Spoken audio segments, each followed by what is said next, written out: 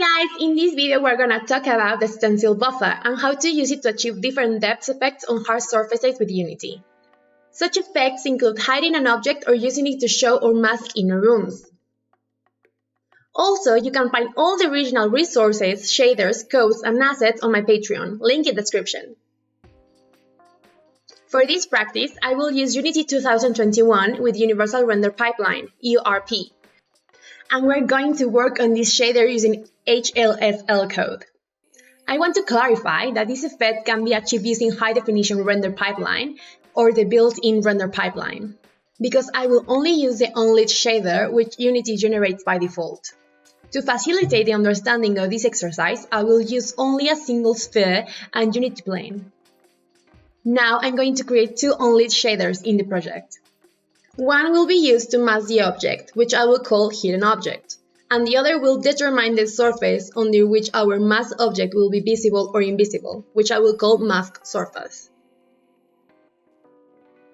Let's open our hidden object shader first, and write the following code lines in the sub-shader file before the pass.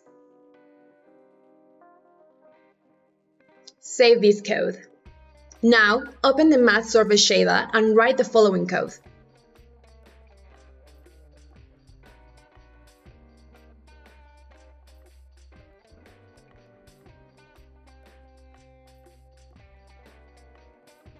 But what are we doing here? I will take a moment to explain what is happening with these code lines. First, we have to know that this shader is going to be used as a mask, and we can use it on any object in the scene that can be rendered. Our next object will be the object we are going to mask, which means that only when the sphere is in the space line of the mask will it be rendered. Let's see what each of these lines are doing. Ref is a place to save an integer that can be read by other functions. You can think of this variable as one that will write on the stencil buffer. This can be a little bit confusing, as depending on the next command, ref could be the value that will overwrite the stencil buffer, or it could be the value that you will compare with the current stencil buffer value. You can even do both operations. In the mask object, we are assigning the value of 1 in the ref variable. The instruction comp is just a shortcut for comparing. What we are going to do here is compare our object reference value with the value written to the stencil buffer.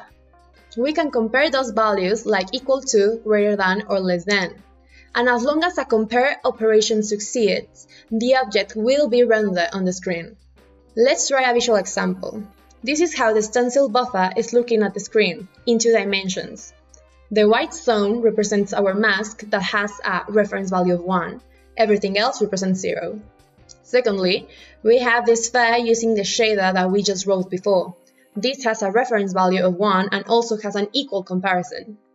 That means that the sphere will only be rendered on the screen if, when comparing its position in space, its reference is equal to another of the same value in the field of view of the stencil buffer, or the camera, which is giving the information to the stencil buffer. If the ref value on the shader were 2 or any number other than 1, the comparison will fail, and the sphere will never render on the screen. Remember that the object will only be rendered if the comparison operation succeeds, in this case equal. The mask works in a similar way. Its reference is set to 1, but its comparison condition is set to always, which means that the masked object will constantly compare its reference value with the stencil buffer and will always be rendered on screen. We can add additional instructions to the stencil buffer after the comparison succeeds or fails. In this case, the instruction pass replace is telling us that this object will replace the stencil buffer value with 1 when it's rendered. So, what am I saying here? Broadly speaking, the area where the white plane is being rendered on the screen has a value of 1 on the stencil buffer. Therefore, this quad with the mask shader is constantly writing a value of 1 to the stencil buffer, which is how we create the space we need to mask our object. Once we have our shaders, we need to create a material for each shader.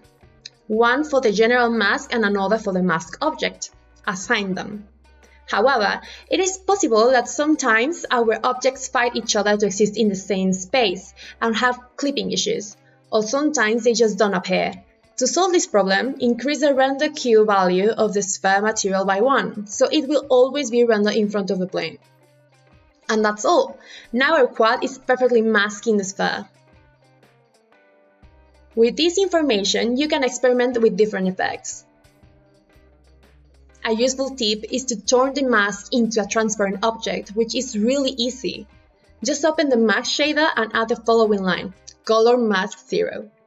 This line will force the material to ignore any information in the RGBA channels.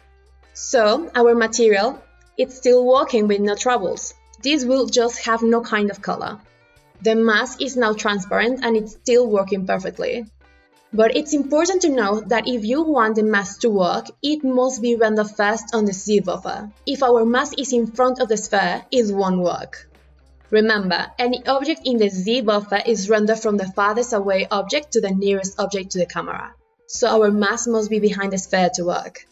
If for any reason we want the mask to work all the time, whether behind or in front of the sphere, we need to transform our shader into a transparent type. We just have to add the line Z right off in the soft shader section, and that's all. Now, we have the perfect mask.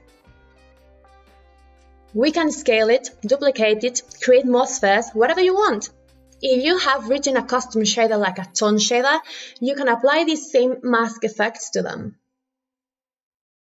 If you are interested in learning how to create a tone shader or the basic structure of a shader using HLSL or URP, please let me know in the comment section. Remember, the comparison operators that we saw here are just a few. Experiment with these values to achieve different effects. Well, I think that's enough information for today. Thanks for watching this video and I will see you in the next one. Bye bye!